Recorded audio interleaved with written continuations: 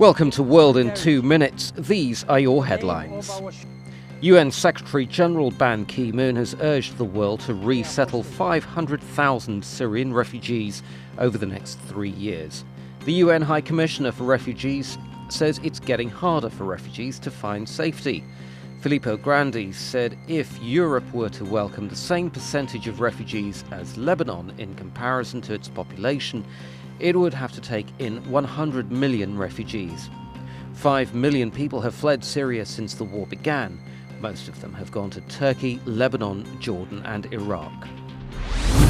Htin Kyaw has been sworn in as the president. He'll formally take office on Friday. He's the first civilian to hold the office in 50 years. And Aung San Suu Kyi has been appointed foreign minister.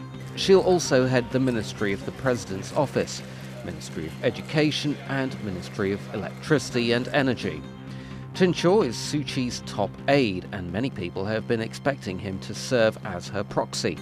The constitution bars her from becoming president because her children are foreign citizens. Faustin Archange Touadera is set to take office as president on Wednesday. He won 63% of the vote in runoff elections last month. The Central African Republic has been dealing with violence between Christian and Muslim militias since François Bozizé was deposed 3 years ago. Touadera served as Prime Minister under Bozizé. A judge has overturned a ban on handguns in the Northern Mariana Islands.